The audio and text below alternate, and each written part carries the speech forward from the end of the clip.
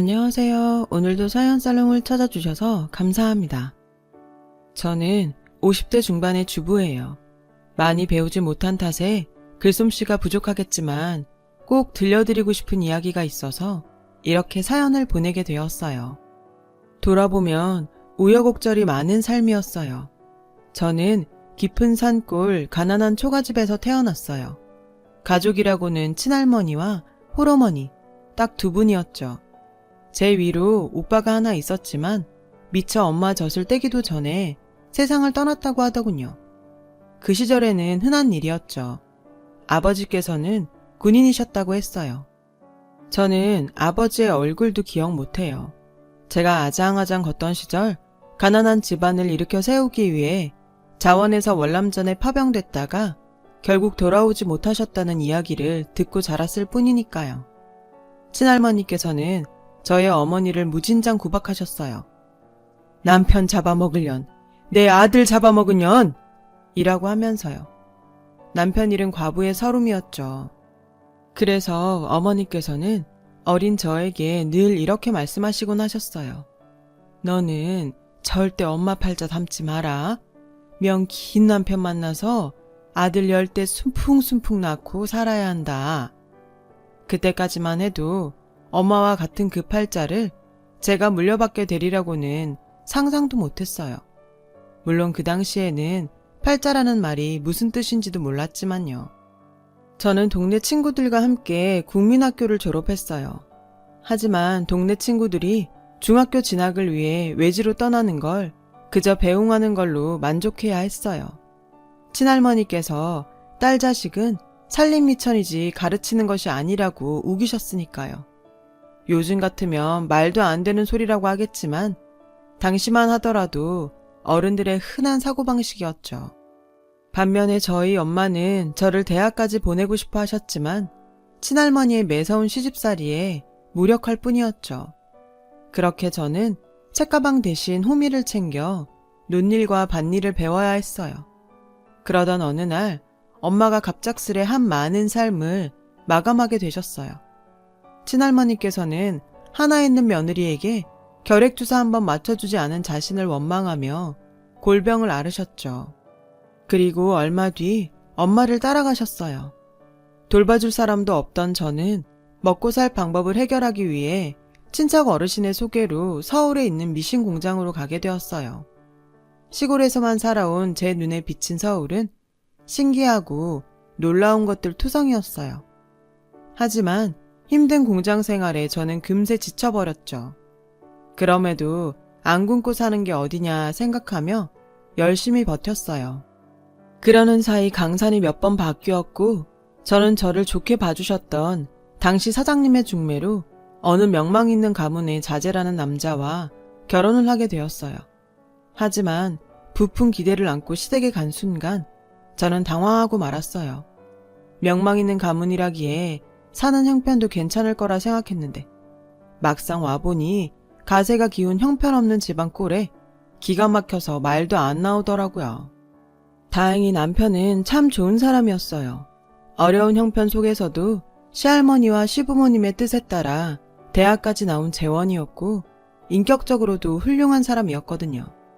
시어머님께서는 조선시대 양반집 마님처럼 엄격한 분이셨어요. 그래서 만만치 않은 시집살이였지만 그래도 나름 행복한 날들이었습니다. 집안일은 어릴 적부터 늘상 도맡아 해왔기 때문에 익숙했고 시할머니께서 든든한 방패막이가 되어주신 덕이죠. 이따금씩 모진 시집살이에 지칠 때나 얼음장 같은 물에 빨래를 하다 눈시울이 붉어질 때면 저는 시어머니 몰래 시할머니를 찾아가 응석을 부렸어요. 그러면 시할머니는 당신 몫으로 챙겨둔 사탕을 제 입에 넣어주시곤 하셨죠. 마치 손녀딸 대하듯 말이에요. 얼마 뒤 저는 쌍둥이 아들을 낳았어요. 하나도 아니고 한 번에 둘이나 아들을 얻게 되니 세상을 다 가진 것 같았어요. 하지만 그 행복은 그리 오래가지 않았죠. 아이들이 100일도 되기 전 남편이 세상을 떠났거든요. 사고였어요. 건축 현장에 안전검사를 나갔던 남편이 크레인에 깔려 사고를 당했고 제가 병원으로 달려갔을 땐 이미 싸늘한 주검이 되어 있었죠. 하늘이 무너지는 것 같았어요. 무슨 정신으로 장례를 치렀는지 기억도 안 날 정도였죠. 하지만 슬픔에 빠져 있을 수는 없었어요. 저에게는 층층 시야에 100일도 안 된 두 아이가 있었으니까요. 살아야 했어요. 그래서 슬퍼할 새가 없었죠. 남들은 이런 저를 독한 년이라고 했지만 내 새끼를 지키기 위해서는 이보다 더한 일도 할 수 있었어요. 엄마니까요. 두 아이는 지 아빠를 닮아서 영특했어요. 학원 하나 변변히 보내주지 못했지만 성적은 늘 상위권이었어요. 서울대 합격은 따놓은 당상이라는 말을 늘 듣고 살 정도였죠. 아이들이 고등학교에 가자 시어머니도 저를 존중해 주시기 시작했어요. 집안 살림에서 한 걸음 물러나셨고 전처럼 잔소리를 하지도 않으셨어요. 그리고 이건 나중에 듣게 된 건데요. 시어머니의 변한 모습은 시할머니의 충고 때문이라고 했어요. 며느라, 우리 증손주들도 다 컸는데 이제 그만 살림은 손주 며느리에게 맡기면 어떻겠니? 네가 걱정이 돼서 그래. 네가 넉넉치 않은 집에 시집와 그동안 고생이 좀 많았니? 이제는 내 옆에서 어른 대접 받아가며 편히 지내자꾸나. 시할머니는 그렇게 현명한 분이셨어요. 시어머니의 기분과 체면을 살려주시는 동시에 저를 위하는 방법을 알고 계셨죠. 하지만 얼마 뒤 그런 시할머니께서 몹쓸 병에 걸리시고 말았어요. 치매였죠. 아마도 당신 며느리와 두 증손주를 한꺼번에 떠나보낸 충격 탓일 거예요. 사실 저도 그때 모든 걸 내려놓으려고 했거든요. 도저히 살 수 없을 것 같아서요. 어머님과 함께 두 아들이 남편 산소에 다녀온다고 나갔다가 음주운전 차량에 치여 교통사고로 세상을 떠났거든요. 하루아침에 시어머니와 두 아들을 잃은 저는 식음을 전폐하고 누워버렸어요. 그때는 솔직히 나 사는 게 힘들어서 시할머니의 아픔은 생각 못했어요. 그런데 저만큼이나 시할머니의 충격도 컸던 모양이에요. 며느리와 증손주 둘을 잃었으니까요. 이유야 어찌 되었건 간에 하늘 아래 식구라고는 시할머니와 저 이렇게 단 둘이만 남게 되었어요. 저는 49제 때 사랑하는 가족들을 멀리 떠나보내며 약속했어요. 시할머니께 많은 사랑을 받은 만큼 평생 곁에서 보살피며 살겠다고요. 치매에 걸린 시할머니는 그 옛날 당신이 제 시어머니에게 시집살이를 시키던 시절로 돌아가 계셨어요. 이년아, 빨래는 방망이로 두드려야 고르게 펴진다고 몇 번을 말했냐? 할머니, 다리미로 다리면 돼요. 이게 어따 대고 따박따박 말대꾸야. 이런 소방 맞을련? 시할머니 덕분에 시집살이에서 해방되었던 저는 그렇게 시할머니로 인해 또 다시 시집살이를 하게 되었어요. 시할머니께서는 툭하면 소방 맞을 년이라는 말을 입에 달고 사셨어요. 갈수록 목청이 높아지는 시할머니의 소방 맞을 년 소리는 수시로 담장을 넘어갔고 그 소리를 들은 이웃들은 하나같이 시할머니의 험담을 늘어놓기 시작했어요. 저 노인네 젊을 적에도 그렇게 독하게 며느리를 잡더만 노망이 들어서도 여직 저러네. 노망이 들 거면 곱게 들 것이지. 요즘 세상이 어떤 세상인데 소박 같은 말을 입에 올려? 그때마다 저는 시할머니 편을 들었어요. 소박 맞을 년이라는 말이 진심이 아님을 잘 알고 있으니까요. 하지만 시할머니의 치매가 심해지면서 시집살이도 갈수록 심해졌어요. 저희 살림 솜씨가 어디가 그렇게 못마땅하셨는지 사사건건 트집을 잡으셨고 궁색 갈 정도로 절약을 강요하셨어요. 밥상에 올라올 수 있는 건 말간국에 간장, 잡곡밥과 김장김치가 다였어요. 그나마도 잡곡밥을 그릇에 수북하게 담으면 어김없이 불호령이 떨어졌어요. 아주 집안 살림 들어먹을 년이구나. 이런 년은 소망 맞고 시집에 쫓겨나봐야 정신을 차리지. 나가라 이년, 나가! 심지어 시할머니께서는 종종 싱크대에 떠다니는 밥풀떼기까지 주워 드시고는 하셨어요. 하지만 그때까지만 해도 저는 시할머니를 이해하려고 노력했어요. 아니, 이해 비슷하게는 할 수 있었어요. 남편과 시어머니한테 들은 시할머니의 젊을 적 얘기를 기억하고 있었으니까요. 시할머니께선 소금 장수도 울고 갈 만큼 짠순이었다고 했어요. 앉은 자리에 풀도 안 날 위인이라는 지탄을 받으면서도 그렇게 아껴가며 살림을 해냈다고 들었어요. 시할머니께서 그렇게 된 건 시할아버지 때문이라고 하더군요. 동네 땅 절반이 문중 소유였고 머슴깨나 부리던 집안이 시할아버지가 도박에 빠지는 바람에 몰락했거든요. 할머니께서는 그런 어려운 상황에도 꿋꿋하게 자식들을 키워내셨고 도박 빚까지 모두 갚으셨대요. 저는 그런 시할머니가 무척이나 존경스러웠어요. 일찍이 세상을 떠난 친정어머니의 모습과 겹쳐 보이기도 했거든요. 집안을 일으켜 세우기 위해 월남전에 참전하셨다가 다시 돌아오지 못했던 친정아버지도 떠올랐고요. 다시 젊은 시절로 돌아가신 시할머니는 돈이란 돈은 죄다 어딘가에 숨겨놓곤 하셨어요. 그런 할머니를 이해한다고 했지만 이해한다고 해서 힘들지 않은 건 절대 아니었죠. 빠듯한 살림살이에 시할머니의 절약 강요까지 저를 지치게 만들었거든요. 시할머니께서 꽁꽁 숨겨둔 돈을 찾고 있노라면 내가 지금 뭐하는 짓인가 싶기도 했어요. 제가 지쳐가는 만큼 할머니의 치매도 점점 심해져 갔어요. 언젠가부터는 저를 미행까지 하더군요. 제가 다른 사람과 이야기라도 나누면 다가와 도끼눈을 하고 물으셨어요. 왜? 니들이 짜고 돈 들고 도망가려고? 어림없다 이년아. 늙음하게 독한 시집살이를 겪게 된 것도 모자라서 이웃과 수다 떠는 것도 눈치를 봐야 하니 한없이 서운했어요. 시할머니께 그런 서운한 마음을 숱하게 털어놓았지만 변하는 건 없었죠. 할머니의 치매가 심해져만 가던 어느 날이었어요. 저는 할머니가 곤히 잠드신 틈을 타 집안 청소를 후딱 끝내놓으려고 했어요. 괜히 깨시면 잔소리를 늘어놓으실까 걱정돼 조심조심 방바닥을 닦고 있었죠. 그때 마침 할머니께서 잠에서 깨셔선 방바닥을 닦는 저를 보시고는 벼락처럼 호통을 치시더라고요. 그리고는 저에게 회초리질을 하셨어요. 저를 도둑년 취급하며 모질게 매질을 하시는데 더 이상은 못 참겠다는 생각이 들더라고요. 살갗이 터져서 피가 나는데도 매질은 멈추지 않았어요. 참다 못해 저는 할머니 손을 잡았어요. 그리고는 힘으로 제압하며 회초리로 시할머니를 한 대 쳤어요. 아프시죠? 맞는 저도 아파요. 저는 더 이상은 못하겠어요. 못하겠다고요. 그때 저는 현실을 깨달았어요. 치매는 감당할 수 있는 병이 아니란 걸요. 결국 전 시할머니를 요양원에 모시기로 마음먹었고 이웃에 사는 재성엄마한테 조언을 구했어요. 그 집 큰딸이 요양원에서 일했거든요. 재성엄마 도움을 받아 저는 눈물을 머금은 채 시할머니를 요양원으로 모실 준비를 시작했어요. 제가 많이 배우지 못한 탓일까요? 서류에 절차가 뭐 그리 복잡하던지 시간이 꽤 걸리더라고요. 솔직히 말하자면 결심하고 준비하는 와중에도 갈등이 되었어요. 꼭 죄짓는 기분이었거든요. 고민하던 저는 시할머니를 모시고 여행을 떠났어요. 제가 어릴 적 자랐던 산골짜기로요. 그곳에는 아파트 단지가 들어섰더군요. 이미 변해버린 그곳에 앉아 저는 제 어린 시절 얘기를 들려드렸어요.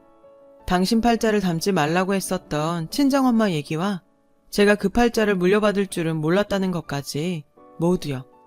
시할머니께서는 저를 꼭 안아주셨어요. 아이고 내 새끼 얼마나 고생이 많았누. 너 명심해라. 아무리 돈 욕심이 나도 화투는 안 된다. 절대 안 된다. 그 말이 할머니께서 저에게 해주신 마지막 말이었어요. 여행에서 돌아온 저는 할머니의 품에 안겨 잠이 들었고 자장가를 불러주시던 시할머니는 그렇게 세상을 떠나셨어요. 형편 탓에 시할머니의 장례는 집에서 소박하게 치러야만 했어요. 고맙게도 동네 분들이 많이 찾아주셔서 시할머니께서 가시는 길이 외롭지는 않겠다 싶었어요. 그런데 할머니의 발인이 있던 날 생전 처음 보는 중년 남자 둘이 집으로 들이닥쳤지 뭐예요. 세상을 떠난 제 남편의 이복동생이라며 제가 말릴 겨를도 없이 세간살이를 챙기기 시작했어요. 어찌나 악독하던지 밥그릇 숟가락 하나까지 모조리 챙기더군요. 그들은 집을 떠나며 경황 없는 저에게 경고 같은 한마디를 남겼어요. 짐 얼른 빼쇼. 우리가 직계 혈육이니까 집도 당연히 우리 소유 아니겠어? 우린 법대로 하는 거니까 거 따지지 마쇼. 그렇게 그들은 나머지 것들을 챙기러 돌아오겠다는 말과 함께 집을 떠났고 저는 날이 밝기 무섭게 동네 어르신을 찾아가 간밤의 일을 말씀드렸어요. 어르신께서는 그들을 알고 있더라고요. 그 몹쓸 인간들은 아버님이 밖에서 나온 아들들이었죠. 시할아버님처럼 화투에 빠져 지내다 시할머니 손에 쫓겨났다고 하더군요. 심지어 쫓겨나면서도 시할머니께서 평생 모아두셨던 재산까지 전부 훔쳐서 도망쳤다고 했어요. 그래서 시할머님과 시어머님께서는 없는 자식처럼 잊고 살았다고요. 제 남편조차 입 밖에 내지 않을 정도였죠. 그건 그렇고 저는 마음이 급해졌어요. 이대로라면 그나마 살고 있던 집마저 그들에게 빼앗길 판이니까요. 저는 이웃의 소개로 변호사를 찾아가 조언을 구했어요. 변호사는 다행스럽게도 유서가 없어도 제가 평생 시할머니를 모시고 산 공로가 인정되어 남기신 재산들에 대한 권리를 주장할 수 있다고 말해주었어요. 하지만 권리를 주장하려면 소송을 해야 한다고 했어요. 소송도 무섭고 변호사 비용도 없어서 저는 그저 전전긍긍할 뿐이었죠. 속절없이 하루하루가 지나가고 또다시 두 인간이 장정을 대동하고 찾아왔어요. 두 인간과 장정은 집안 곳곳을 뒤지며 집문서를 찾아내었죠. 그걸로도 모자랐던지 집안 이곳저곳을 헤집어가며 돈 될 거리가 더 남아있나 승냥이 떼처럼 헤매이더군요. 저는 이웃의 도움을 받아 맞서 보았지만 건장한 장정과는 상대가 되지 않았어요. 그렇게 한참을 장정들과 함께 집안을 휩쓸던 두 인간이 안방 장판을 드러내자 그 자리에 있던 모두는 할 말을 잃었어요. 장판 아래에 수북하게 깔려있는 현찰 다발 때문이었죠. 치매에 걸린 시할머님께서 집안으로 들어오는 돈이란 돈은 모조리 그곳에 숨겨놓았던 거예요. 이어서 집안 곳곳에서 돈다발이 쏟아져 나오기 시작했어요. 두 몹쓸 인간은 싱글벙글 웃어가며 그 돈다발들을 쓸어 담았죠. 저는 가만히 지켜볼 수만은 없었어요. 돈이 아까워서가 아니었어요. 시할머님께서 평생을 품었던 돈에 대한 원한을 돌아가신 뒤에야 혈육이라는 이유로 그들의 소나기에 지어줄 수가 없었기 때문이었죠. 만약 그렇게 된다면 하늘에서 시할머니가 통곡을 하실 테니까요. 그래서 저는 늙은 몸을 이끌고 두 인간 앞을 막아섰어요. 이 몹쓸 것들아, 니들이 인간이냐? 거 말이 심하시네, 영수. 왜? 가만히 찌그러져 있다가 돈다발 보니 눈알이 헷가닥 뒤집혀? 이건 어디까지나 우리 집 돈이니까 피 한 방울 안 섞인 형수는 빠지라고. 그중 한 놈이 막아서는 저를 때리려 손을 번쩍 치켜들었어요. 그리고 바로 그때 동네 큰 어르신께서 시할머님의 방 장판 밑에서 무언가를 발견하셨어요. 얼핏 보기에 편지 같았어요. 한문과 한글이 섞인 글들이 적혀 있었어요. 그곳에 있는 모든 사람들 중 한문을 제대로 읽을 수 있는 사람은 어르신뿐이어서 편지는 어르신에게 건네졌어요. 두 인간은 못마땅한 기색이 역력했지만 하는 수 없다는 눈치였죠. 편지를 읽어보시던 어르신은 제 어깨를 토닥여주며 말씀하셨어요. 숨겨둔 진짜 자식은 여기 있었구만. 그동안 자네가 고생 참 많았네. 암만 자네 고생이야 동네 사람들이 알고도 남지. 사색이 된 두 인간이 편지를 내놓으라며 다가서자 이웃들이 막아섰어요. 그리고 어르신께서는 편지를 모두가 들으라는 듯 크게 읽어주셨어요. 말씀하시는 분은 동네 어르신이었지만 저에게는 살아생전 시할머님의 목소리로 들리더라고요. 사랑하는 손주 며느리 보거라. 행여 나 가고 내 핏줄이란 놈들이 집으로 찾아오거들랑 절대로 10원짜리 한 장 내어주지 말거라. 내 가슴에 못 박아가며 내친 것들이야. 지 형제랑 애미가 세상을 뜨던 날에도 장례비 아까워 모른 척했던 놈들이다. 난 그런 손주 둔 적 없으니 상대할 필요도 없느니라. 모든 재산은 내 손주 며느리한테 남긴다. 그러니 동전 하나 빼놓지 말고 모두 네가 알뜰하게 챙겨 가져라. 아끼지 말고 쓰면서 여생을 보내야 한다. 만난 것도 많이 먹고 좋은 곳도 다니면서 내가 못해준 만큼 재미지게 살아야 한다. 한많은 세상 그래도 손주 며느리가 있어 기쁘게 지내다 떠난다. 잊지 말거라. 이 세상에 내 혈육은 너 하나뿐이다. 잠든 너를 깨울 염치가 없어 일이 몇 자 남기니 너무 원망은 말거라. 제가 시할머니 품에 안겨 잠든 그날 저 몰래 써두셨던 유서였어요. 시할머님의 마지막 당부에 저는 흐느껴 울고 말았고 그건 그곳에 있던 이웃들도 마찬가지였죠. 다만 재산을 훔쳐가려고 왔던 두 인간은 당황한 기색이 역력했어요. 눈치를 살피며 빠져나가려고 하더군요. 하지만 이미 대문은 이웃이 막고 있었고 죽일 듯 그들을 몰아세웠어요. 이것들아, 잘 들었냐? 네 할머니도 너거들은 자식 아니란다. 사람 새끼들도 아니고 자격도 없댄다.